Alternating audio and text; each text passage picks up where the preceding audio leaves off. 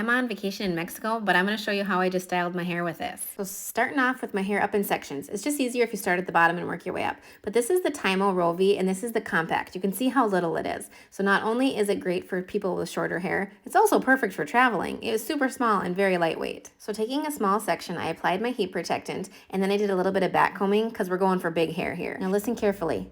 You hear that beep? That's one thing that makes this tool unique from other deep wavers I've used in the past. It actually has a timer and you can set it from 4, 6, 8, or 10 seconds. And then it beeps at you when you should move the heat off of your hair and move down a section. So this is gonna do two things. If you're like me and have ADHD, it keeps you on track. But the second thing is that it's gonna prevent your hair from burning and overheating, and it's also gonna keep your waves consistent.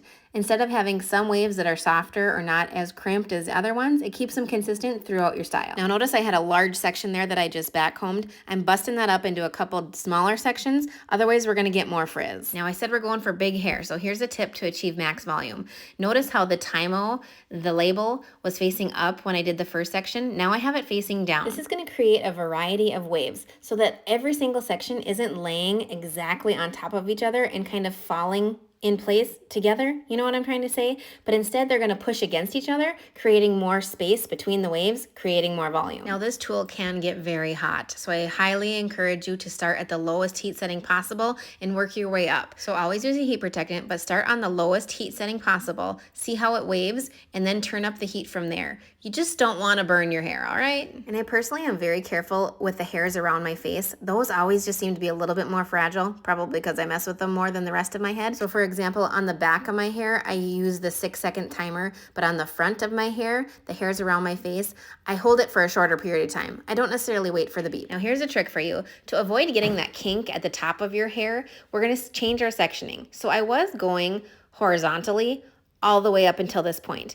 Now for my mohawk section, I am actually taking this vertical section. So my mohawk, I'm styling differently than I did the rest of my head. So this is gonna allow me to flip-flop my hair and part it wherever I want when I'm done. And it's gonna avoid getting that really harsh line or harsh kink at my part line. Now watch how quick I go for my bangs. Not even a second. Those hairs are so fine and fragile, we do not want to fry them. So be really quick when doing the hairs around your face. Now that I allowed for a little bit of time for my waves to cool, I'm going to go in with some oil. I'm going to apply that to my hands so it can evenly disperse throughout my hair. And I'm just going to finger comb that through my hair, breaking up the waves. And here I'm actually flipping my head upside down because I need to get them to bust it up and I'm kind of in a hurry. And there you have it. Well, kind of. Now I just continue taking my fingers and just really playing with it. People always ask like how I finish the style, and I really just kind of mess with it until I get it to look the way I want. I can't stress enough though how important it is to have oil on your fingers before you do this, because otherwise the more you touch it, the more frizz you're going to create. And as if it's not big enough, I'm going in with my brush and I'm just doing a little bit of gentle back combing just to fluff it up even more. You can just kind of see how it just separates those waves. And then to finish it, I'm actually going in with a spray wax versus a hairspray. This is just going to help my waves be a little bit more defined, and it's going to keep them from getting frizzy throughout the day. And that's it for my Mexico hair tutorial. Have a fabulous day.